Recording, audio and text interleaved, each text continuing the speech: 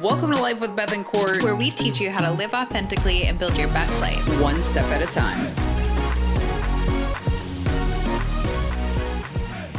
I'm pretty sure her name is Michelle. Oh, yeah. You're actually right. Where'd I get Kimberly from? No idea. Michelle. I'm not even the one that has been communicating with her. Michelle. Nope, that's not it. I'm not sure what happened. Me either. But man, this Costco shipped order, or what is it, Instacart? It's not going very well. It really isn't. My, oh my. Everything was, I don't know if she's pressing the right buttons. I don't think she is, because I verified a couple of things and then she did the opposite. So I'm probably going to take a good gander at the receipt and then problem solve from there. We have an intriguing topic today. Do you have an intriguing mic check for us? Of course I do. I always do. But this one I don't know as well, so I have to start with sound effects.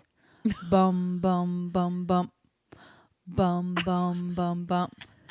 You are somebody that I don't know, but you're taking shots at me like it's Patron, and I'm just like, damn. It's 7 a.m. Yeah. Uh-oh. You need to calm down. You're being too loud. I love that song, actually. If anyone took shots at me at 7 a.m., I would just be very annoyed. Like, if anyone talks to me at 7 a.m., I'm annoyed, let alone saying offensive things to me. Right. Yeah. I would not be my best self, I don't think. Well, because we're already getting into it, essentially, let's kick this bad boy off. Welcome back to another episode of Life with Beth and Court. I'm Beth. I'm Court. And today we're talking about how to get unoffended and invest your energy in better ways, which T Swift covered rather nicely in her song. What's that called? Is it Shake It Off? No, it's Calm Down. Yeah. I thought about going with Shake It Off, but I was like, I actually don't believe in just shaking things off. I believe in processing them. So I had to go with her other song. Right. She has lots of choices. So if this podcast were called Don't Take Things So Personally. Totally different mic check song. What would your mic check for that be? Don't take it personal, but personally, I think you'd be better with somebody like me. And worst of all, you don't even see. Girl, don't take it personal, but personally, I think you'd be better with somebody like me. And worst of all, you don't even see. Sorry, I just pretended like I was on The Voice. I was going to say, that was whenever I close my eyes and sing, I'm in a totally different space. Oh, okay. That's helpful to know. How do I cut you off when your eyes are closed? You don't. That's the beauty of it. Nothing can stop me. Got it. Well, so this is a listener requested episode. Someone asked us how to not take things so personally. Mm-hmm. And so to us, that translates to how to not be so offended. Right. And how to invest your energy in better ways. True. And I think being offended is just part of being a human. Like, we want to believe we have good ideas. We want to believe that we have a great demeanor all the time. And we just think that everyone should and will like us. And spoiler alert, if you've never been offended, at some point it's going to happen. And a lot of people say, like, just shake it off, just let it go. T Swift in particular. Yeah, totally. Just throwing that out there. Are you throwing shade at her? Because she's got a different song about that. I really respect her. I really respect her, but that's just not how we deal with things. I mean, that's not how I deal with being offended. I think it's also part of like the lyrics too. So it's sure. I just need to clarify. Okay. Yeah. Right. But it's human nature that you're going to be offended because we're diverse creatures. We all have different thoughts, beliefs, actions, cultures. Like, at some point, you're going to rub someone the wrong way. And we're going to talk about, 1, how to deal with that. 2, how to not be that person either. Like, try not to offend other people while still standing in your truth. So the very basis of when people begin to get offended, I think, is that we're not really perspective taking or assuming positive intent, right? So sometimes people are offending you and they don't know they're offending you because to them it's not offensive. Mm-hmm. And so I think that's one of the biggest things to realize is that people aren't always out to get you. Well, it's funny you bring that up, Beth Ann, because later on in the episode, when we get to my 4-step processing process, we're going to talk about that. Oh, you have a processing process? Yeah. When I was writing my notes for this, I was like, first I do this, then I do this. And I was like, I'll be damned. I have a process for this. I'm going to make that into a flow chart. I have a processing process. Yes. We're not saying that you don't have a right to ever be upset or you don't have a right to be offended. What we're advocating for is that you find a way to I guess, equalize your energy so that you're not constantly sinking your energy into like, oh, can you believe they said this? And oh my gosh, I can't believe that they would do this. And it's like, That well, just gave me bad goosebumps. right. And so something that I've said many times is we can only control us. So we can't sink our energy into how others behave and the choices they make. Well, negative energy breeds negative energy. So if you're Right. already going on a runaway train and you hook yourself to someone else's crazy train, it's going to crash. Crazy train. Well, yeah. And plus, like, what's the good? What comes out of Right. it when you're just like bitching about what someone else did or the decision they made? And like, well, I would have done it this way. Okay, well, you weren't the one making the decision. So how do we move forward from here? And I think there's an appropriate, like, sometimes we just get bottled so much or we get wound so tightly. Like, it's okay if you need to get it out of your system and say it out loud and be like, I can't believe that happened, or journal it. But there's a big difference in between, okay, now I have it out of my system. Now I can be productive. I can find a solution, and just saying it to say it and breeding that negative energy. Well, because you and I have both been in different cultures where the negativity is a runaway train, and then nobody around anybody can do anything right. Right. And I've been called into several offices like, hey, can you read this email? Here's how I'm thinking they're saying it to me. Is that what you're seeing as an outside perspective? And I'll read it. We've actually done this for each other. Like, I'll read it and be like, there's no tone in that at all. They're just saying, like, this is how I would read it as just a third party observer. And then it takes the emotion out of it. And it's like, oh, so they weren't being snotty to me. No, they weren't being snotty. They were just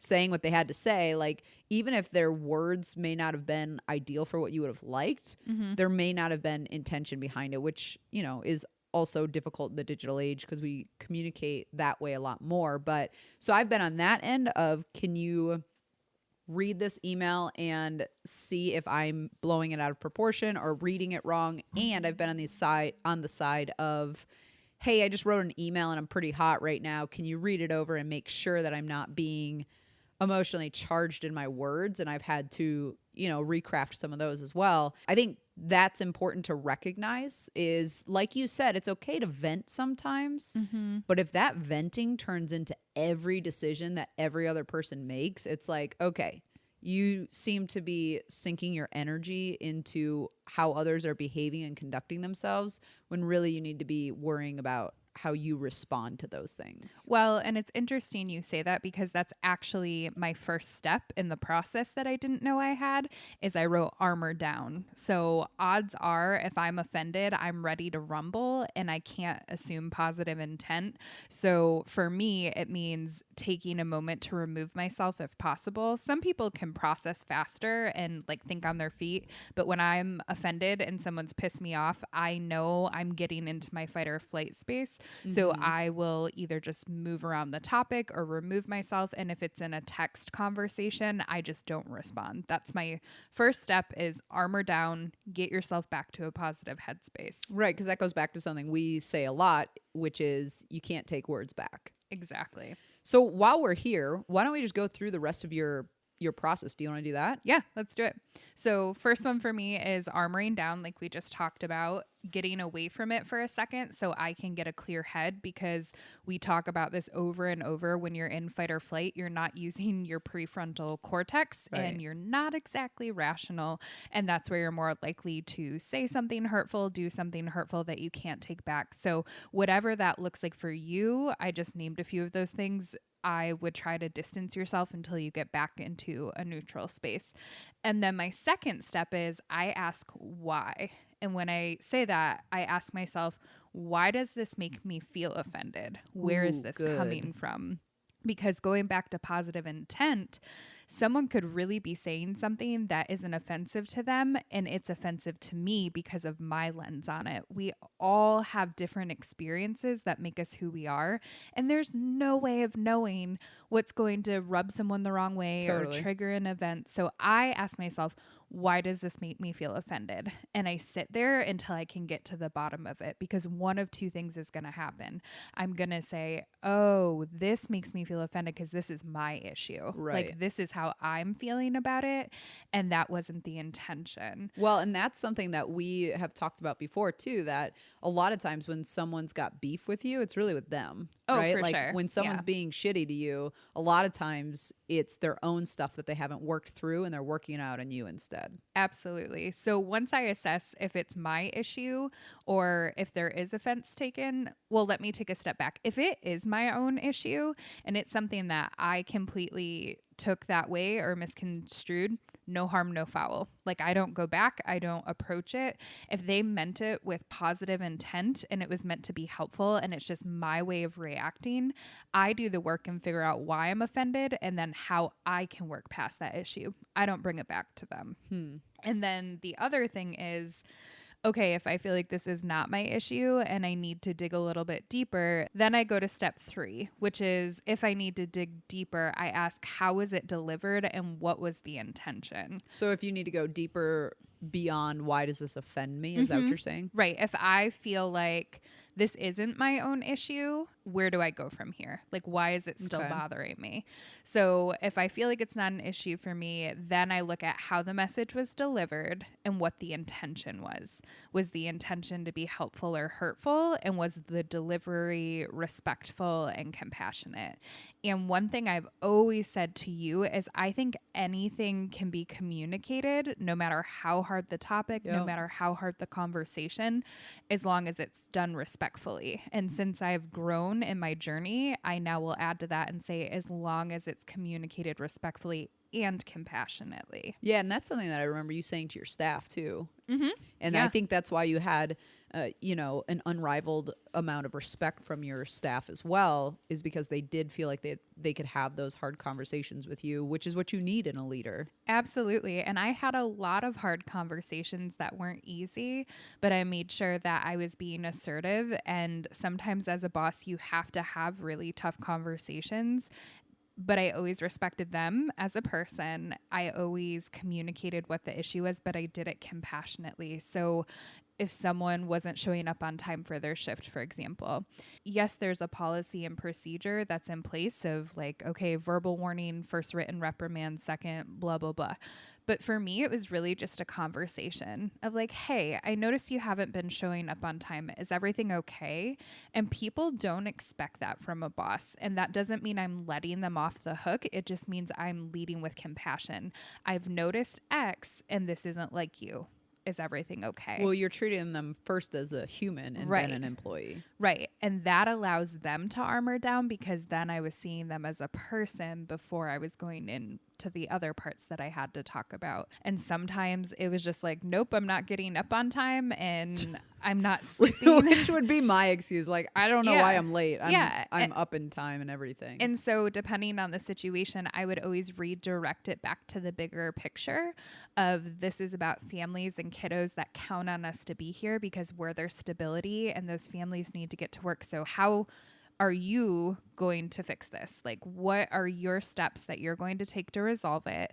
And once they have given a plan, then I say, I'm happy to support you with that. How can I support you? And that's not a one size fits all. Like, it depends on the situation, but I'm being respectful and I'm communicating my expectations, but I'm also being compassionate. So those are steps 1 through 3. And when I look at the intention and the tone, if it truly, truly was not meant to be hurtful and I feel like the tone was appropriate and the intention was good, then I ask myself, how can I be open to receiving this?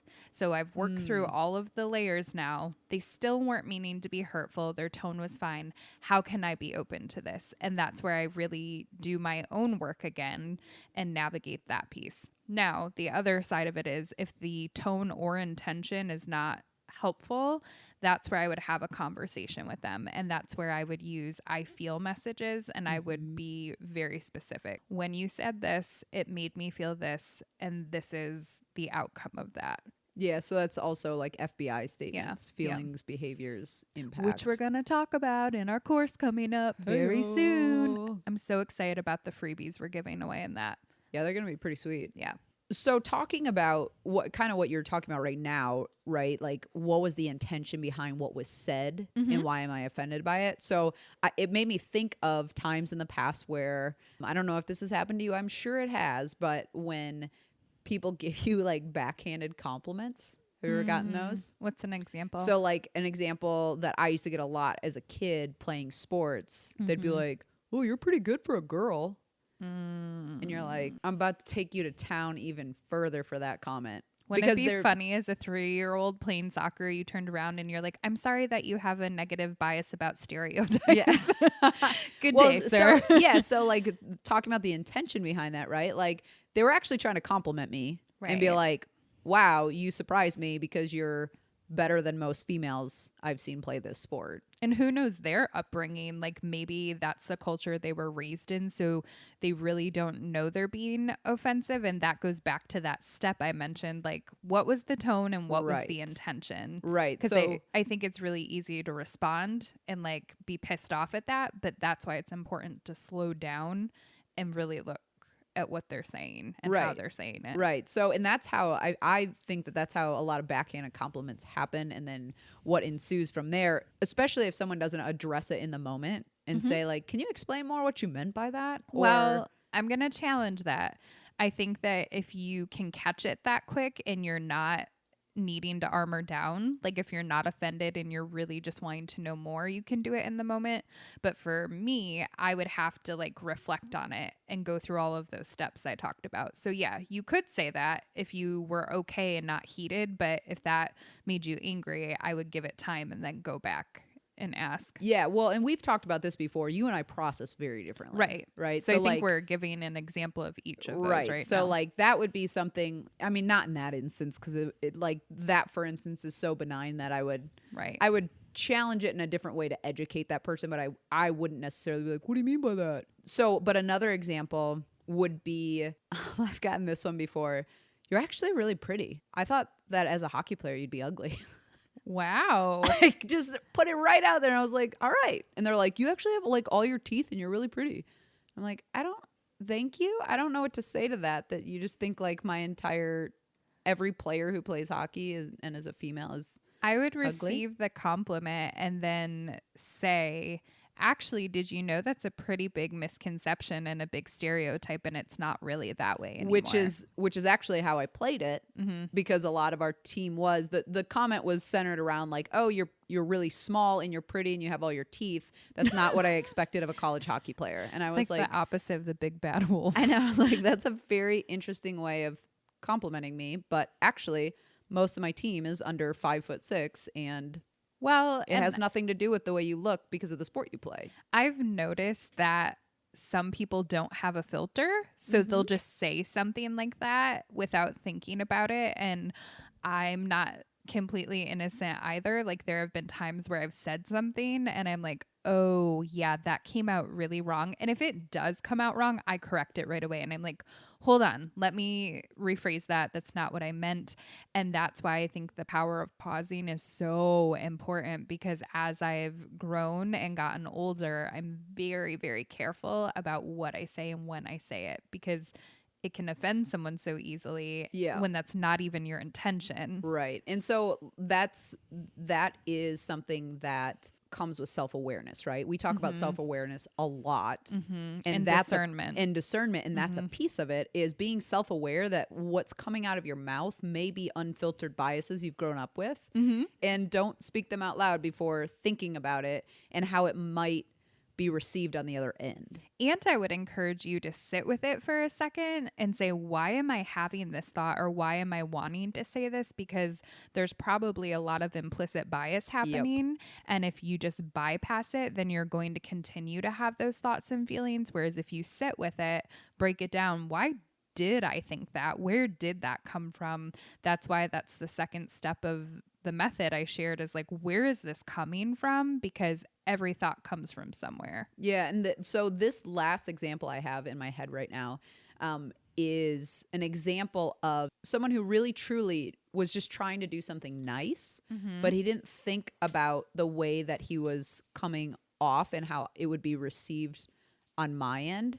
I was in a home improvement store. And as you all, I remember this story. As you all know, we like to do our own projects. So I frequent Menards and Home Depot quite often throughout the summer. And I was looking for, it was something dumb. It was like a saw blade or something, like something very specific I needed. I was weighing my options, and this guy walked by, and because it was, I guess, an unusual tool I was looking at, he stopped, backed up, and was like, hey, do you need any help? Do you even know what you're looking at there? Ooh. And I was like, back up right now. Just because I'm a woman doesn't mean I don't know what a saw blade you is. armored up instead of armoring down. I did, but I didn't say anything back in the moment. I said, yes, thank you. I know exactly what I'm looking at. I'm looking for a certain type of blade. Perfect. And so in the I came home like rearing to go. I forgot about that. I was like pretty worked up because as a female athlete, you fight stereotypes a lot all of your life. And then on top of it, when, you know, my family was in construction my entire life, my grandpa and my stepdad, and our family owned a tiling business. So I grew up learning construction things. And yet still to this day, you get questioned when you're in a home improvement store. And I ask, if that were a man, would you have asked him if he even knew what he was looking at? That was the part for me. I'm checking my lens at this point. Right. So I'm like, why was I so mad that he stopped and said that? Because his intention was good. He was trying to ask me if I needed help. And I was like, get out of my face. Mm-hmm. So that was one of those things where, you know, I could have used your processing process because I was like super fired up and I was like, I can't believe this guy, you know, just because I was weighing my options was like, oh, are you lost? Do you even know what you're looking at? And you were like, whoa, he was trying to be helpful. I was like, I don't care. I want to fight someone right now. Well, and part of me thinks of it, what if it had been like a younger guy standing in the aisle? Like maybe he would have said the same thing to him, but maybe you perceived it that way because of the stereotype when his intention was to say, like, he could have said that to anyone. I don't know if that's actually true, but that's the difference between assuming positive intent and then getting ruffled without knowing the context. Right. And again, like that had to do with my own stuff because I was tired of at that point hearing so many people, guys passing me in the wood glue section who's like, oh, well, if you want my recommendation. I'm like, no, brother, I don't need your recommendation. I know what I'm doing. Like I was so at that point, I had heard it so many times while I was in a home improvement store that it would have been unjustified for me to turn around and light that guy up. Right. When he just asked if I needed help. And they also don't know the cumulative comments that have happened over and over. Maybe we should just get you a shirt that says, yes, I know what I'm doing. Thank you for not asking. Right. So anyway, there are a bunch of situations where, you know, we are taking in information and assigning meaning to it that it wasn't necessarily given with that same meaning. And we've talked to friends before where, you know, men, for instance, get very shy about asking women if they can help as I just tell that story. But like, for instance, one of our friends told us a story about how he offered a colleague of his, if he could help get her presentation materials or whatever, because she had a coffee in her hand. And she's like, I can do it on my own.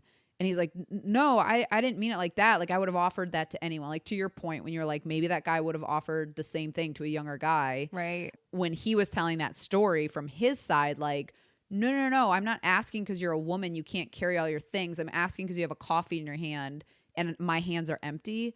I would have asked the same for anybody. So she was offended, and then think of his side. He was probably offended because he was like, I'm just trying to help you. Like I would help anyone. Right. So I think that we get in a lot of those spats these days because we are far more outspoken about what is offensive to us than we have been in the past. And there's just like a whole new evolution of our society. Yeah. Where, I would agree with that. Where things are not just like, oh, that's not the truth. Let me educate you on what actually is true. And then moving forward, it's like, how dare you say that? Like, how could you think that? And then it goes into this really combative conversation or argument, really, which we're seeing a lot in areas like politics. Terms. Yeah.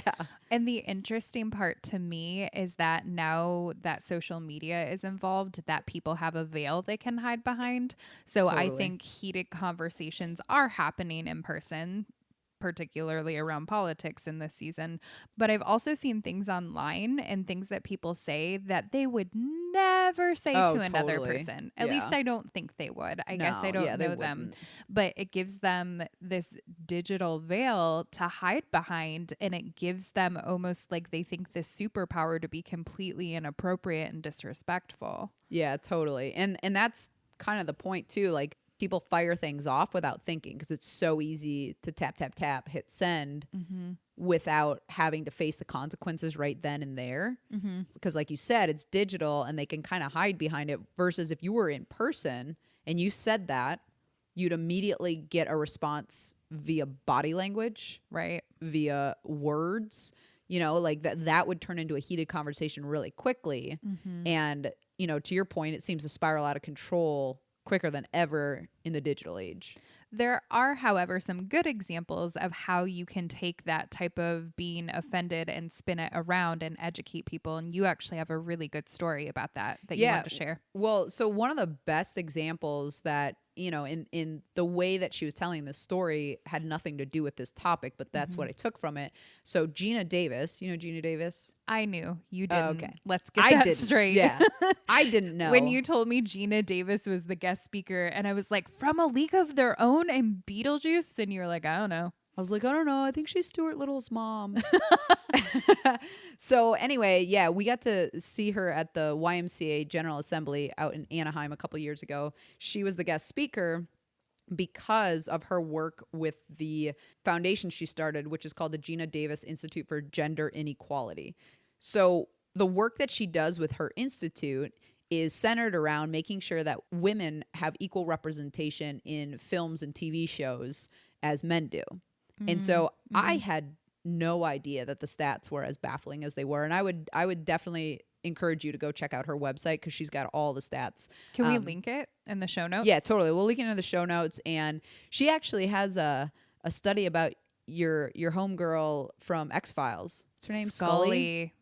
Yeah, I almost said Gina Davis, Gillian Anderson, who is from Grand Rapids, Michigan, by the way. Hey-o. And you should share that a little bit because as you were explaining it to me, I was like, I wanted to be Scully so bad when I was growing up. And it played right into what you were sharing about how she's advocating for more of those type of women roles that girls can actually look up to and want to be like in that aspect. This actually has a name. It's called the Scully effect. Yeah, talk about that. So I'll just read quickly here from, and we'll link this in the show notes, but this is all part of what Gina Davis researches and is on the forefront of. But so it says, you can't celebrate Women's History Month without honoring the X-Files' Dana Scully. Through research, we found that the series initiated what's been called the Scully effect, a phenomenon that saw an influx of women pursuing STEM, science, technology, engineering, and math careers thanks to the positive representation of Agent Scully. We are so excited to celebrate the influence of Dana Scully, as well as Gillian Anderson for portraying such a pioneering, capable, and brilliant female character on TV.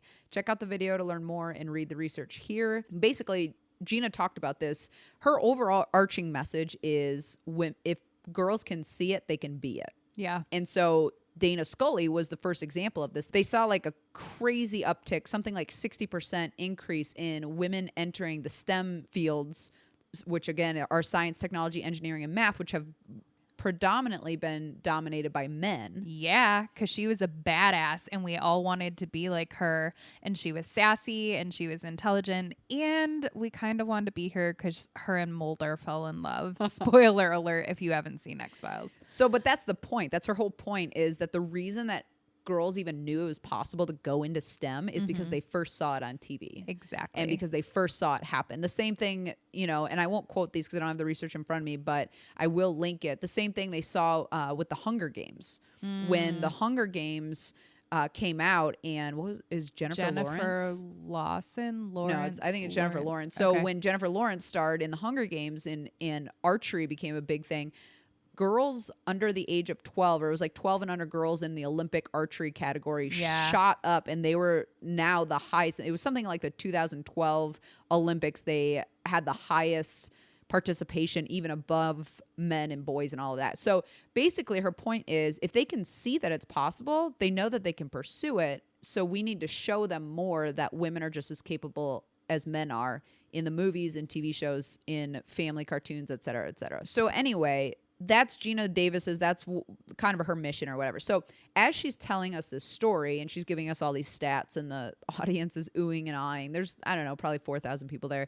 And she starts telling us how she's making a difference. And she didn't go to directors and casting directors and all of that and beat them over the head with these stats and be like, how dare you contribute to the problem? You're the reason that, you know, women are underrepresented, et cetera, et cetera. Instead, what she did was she educated them. Mm-hmm. And she just simply made meetings, and she was respectful and she was compassionate. And she said, hey, I just wanted to share some research that my institute has been doing. And they actually went through like every Disney movie, and they counted the number of times that a female was on screen and the number of times it was a female lead character versus a male lead character, how many of the characters were talking female versus not talk. They did extensive research. So rather than just walking in there and accusing them of being biased and all of that, she said, hey, I just wanted to share some research that we've come across or conducted with my institute. And the response was, oh, wow, I had no idea. Right. And so when you think about that on a grander scale, right, that is what we need to go for, because berating someone, calling them names, shaming them, accusing them, all of these things, when sometimes we don't even know their intention. Maybe they didn't intend to say it at all the way we took it. Well, and I would never think, like, when planning a movie, I would never think to be like, okay, we need this many female characters and this many male characters, and I'm a woman. Right. So it's just like that awareness and education piece is so powerful. And when you talked about Disney movies, so the other side of that, right? So say there is an appropriate amount of female representation. What are their characters doing? What do they look like? Because how many Disney movies have we seen where the princess is in the tower and crying and waiting to be rescued? Or basically that's always it, right? Like she's always waiting to be rescued. Yeah, she touched on that too, how like the number one leading job, quote unquote job for Disney characters is royalty. And it's starting to switch, because even within royalty, Frozen, they take charge and do what they need to do. There was Brave, where she went off on a mission on her own. So they're really starting to shift that as well. Yeah, and the other interesting thing that she studied, this is becoming about Gina Davis, but this is fascinating to me. Yeah. The other thing they studied is how often they kill off the mother in the first like 3 scenes. Bambi traumatized me. Yeah, so like she was actually a really funny speaker, but she's like, they really like to kill off these parents. And so just like so basically her institute studies inequality in film and movie, and then they educate rather than berate people. Which is getting offended. So instead of berating, which is the one side of being offended, she chose to take the education path. Because that's actually effective. Right. I need to go back just a second. I've been holding on to this the entire time. Oh boy, is this a song? No. Hands down, favorite series of all time is X-Files, even over Sherlock. What? Sherlock is secondary to X-Files. On. Nope. Really? Hands down. I used to watch that over and over and over. I wanted to be an FBI agent. Part of me still kind of wants to be one. It totally shaped and influenced my life, and hands down favorite series of all time. Wow. Sherlock can come in second, a very good second. I knew you didn't know that. That's why I'm like, oh my gosh, I have to tell her this. Yeah, that kind of blows my mind. I would have gotten that wrong on a Who Knows You Best. Was also in love with Mulder, as was my mother. So that was awkward when we would watch it together. All right, so we've kind of talked about what it's like on the receiving end and how to not let people's thoughts and words sink deep into our cerebellum and explode later in a mad fit of rage. That was really detailed and specific. I know, it just came out. I've never heard you say the word cerebellum. I don't know. Maybe it's because I just have caffeine in my system. Perhaps. I'm not sure.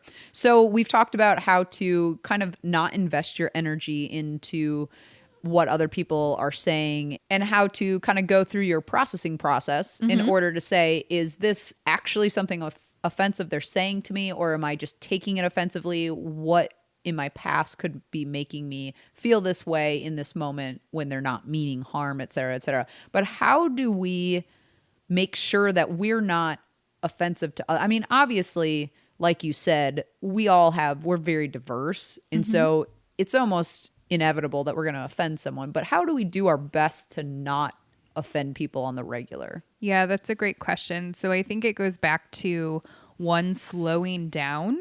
Like if you're not sure about what's going to come out of your mouth with 100% certainty, I think that it's appropriate to just pause. And I know it looks really silly. Like when I first was learning how to pause and assess and reframe, someone would be talking to me and I literally would just stare back at them for like a good, yeah, that was 5 seconds. So at least 5 seconds. Right. Yeah. It's uncomfortable if you make it uncomfortable. And if I still couldn't get there after 5 seconds, I would say, give me just a second so I can find my words that I'm looking for. Like, have a pause and then give the connecting words, because it's more important that you're slowing down and they'll appreciate that than saying something quickly and then not being able to take it back. So I think slowing down is definitely the first thing. I think you also have to know your audience and know where you can be a little more lax with your words and where you need to be more careful. I can't really think of a good example of that, but I know that if I am in the right company and I say something that comes out wrong, they're going to know that's not my intention. Sure. There are people who know you more intimately and know your heart and know that you wouldn't mean to say something offensively. Right. Not that that's an excuse to just be inappropriate and start saying inappropriate things, but I think knowing your audience, also knowing the audience in the way that if there's someone who's experienced something traumatic around what you're talking about, like whenever I have a conversation with someone and they're talking about some pretty heavy topics, I make sure I'm extra mindful about what I do or don't say, because I don't want to make that situation any worse. Right. And just to be clear, like we're not expecting that you can read minds and know that people have gone through trauma in the past, etc. But just being mindful, like we were talking about earlier, just having an awareness that sometimes these topics do trigger people. And sometimes, so basically having that self-awareness that the words you say will sometimes trigger people. So just be conscious of that when you're saying things. So like, don't take things that are, even honestly, right now, the COVID-19, right? Like we just this morning, World Health Organization declared it a pandemic. It's beyond containment across the world, right? There's a lot of memes out there that are funny, joking, like people making fun of what people are doing in response to it, et cetera, et cetera. You have to realize that people are losing their full families to this disease. And so while it's maybe funny to us in the US when we're, 9 degrees away from anybody who has it or who has relatives who have had it, things like that, you got to be careful. If you don't know who you're among, there could be someone in there who, maybe it wasn't COVID-19, but maybe it was SARS or maybe it was H1N1. Like we've had these big sweeping outbreaks before, but like that's a for instance of certainly you couldn't know if someone has had, or what their beliefs are on it. Right. As well. So that's a really good example of knowing your audience. Right. So knowing your audience, knowing when to pause. I think also if you're not sure what to say, either don't say anything or ask clarifying questions, because I think some people end up digging themselves in a hole and coming off offensive because they don't feel comfortable with silence or they're not sure what to do or say. Yep. So then they end up overdoing it. Yep. And then it just makes the situation worse. So either don't say anything or ask them, how can I best be supportive right now? Or how can I best engage in this conversation with you? Or just say, I'm not really sure what to say to that, because all of those things are better than to start rolling with the punches and trying to shoot off the hip and going. And some people truly are uncomfortable with silence. And I used to be, and it's something I can still grow at, but I used to say things to fill the void, and it's really tough. Yeah, totally. So, I mean, it sounds like we're giving a lot of advice, like tiptoe around people, but truly it comes down to reading people, being self-aware, and having discernment. And respecting compassion. Like respect and compassion are a powerhouse in my world. When you bring those two things together, I think that you can have any conversation you need to, whether it's coming at you or whether you're communicating toward that person. Right. So to wrap this up, can we recap quickly and go through your processing process? Yeah. So this processing process it's what you do in order to not be offended. Right. And I think that's not the case for everyone. Like there might be different situations or different ways of processing, but this is what I do. And so if it's helpful for you guys, of course, use it. If not, tweak it, take what works, leave what doesn't, as we say. So to recap just the short version, the first step is armoring down. Mm-hmm. Second step is asking why. Why does this bother me? Why does this offend me? Number 3 is looking at the intention and tone in which it was delivered.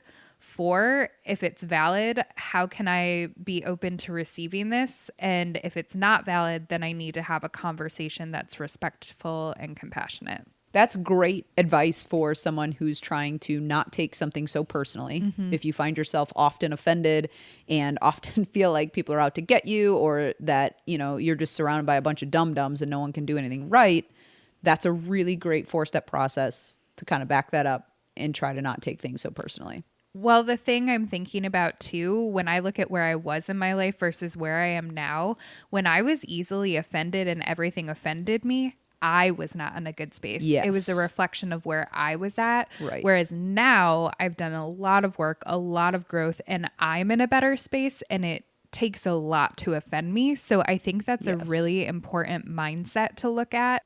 It might not be true for everyone, but I just think that's an interesting correlation. It definitely is true for me, because when I'm in a bad place, when I'm overextended and when I'm stressed out, mm-hmm. I wouldn't even say I get offended. I get more invested in other people's decisions. Yeah. And that takes me down a really bad path. Yeah. Because I get very invested in like, why'd they do that? Or why didn't they do that better? Or I can't believe they said that. That's a good way to put it. So I get invested. Yeah, I get way too invested in shit that's not mine. And so we just have to have that discernment to be like, is this really worth getting upset about? There's that saying out there that being upset with someone is like drinking the poison and hoping they die. Right? Because holding grudges. Yeah, holding grudges or being angry with them. It's like you're walking around with this anger in your heart. It's not doing anything to them, but it's heavy in you. Anger is heavy. Right. And it's a heavy, heavy energy. And when you carry that with you every day, man, no wonder life feels heavy. Mm-hmm. And then, of course, anything that someone says from that point on, you're like, who else wants to take a shot at me? Right. And it's like, if you release that energy and you say, look, I'm responsible for the energy I put out and the decisions I make. That's about all I have control over in this world. And that doesn't mean that you can't feel it, because we've talked about this before with big emotions. You acknowledge that it's present. You identify it for what it is. Give yourself time to process it and then let it go. Yeah, totally. And that's exactly what we're saying with, the advice we give is often, here's what works for us. It's not a blanket statement. Right. The truth is everyone's different. There's always going to be things that work for me, don't work for you, etc. These are the things that work for us. And when you take this advice, also take it with a dose of discernment. Yeah. Right? Absolutely. So you have to understand when is the time. So yes, feel it, but then don't carry it. Yep. Right? So let's just recap lastly real quick. What do we do to not be offensive to others? Sure. So the first thing is pausing before you speak, letting there be silence if there needs to be. That's completely okay. Knowing your audience, what is okay to say around certain people and what's not. Asking questions. If you don't know, ask them how you can be helpful, or just be really honest and say, I'm not sure what to say right now. Fourth one, respect and compassion, which is also what we talked about on the other side. When you do communicate things, be respectful and compassionate. So we covered a lot today. And like we always say, take what's helpful, leave the rest. We know that there's a lot of differing opinions on how to handle these two situations, how to get unoffended, and how to proactively not offend people as much as possible. So we'd love to hear your feedback. So head over to social at Life with Beth and Court on Instagram or Facebook, and you can either DM us or drop a comment on the podcast post that we typically put out on. And if you're listening to this podcast and you're not subscribed to our podcast newsletter, do that. And we will link it in our show notes, because we'll send the podcast to you every week with a special behind the scenes note that we only send to our listeners who are subscribed to the podcast newsletter. So head over to our website, lifewithbethandcourt.com, and you can pick up the show notes there and subscribe to the podcast list. So until next time, my friends, keep building your best life. Bye, guys.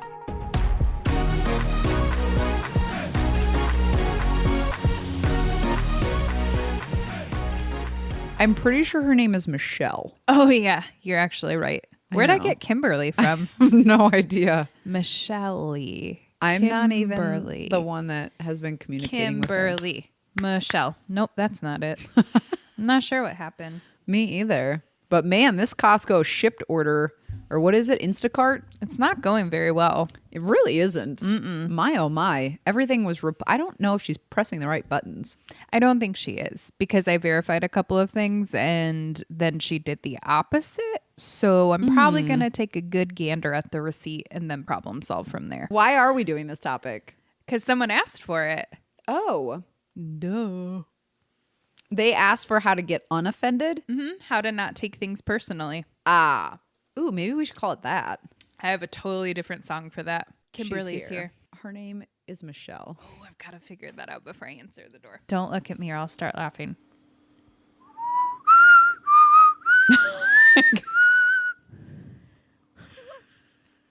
Wait, there's more.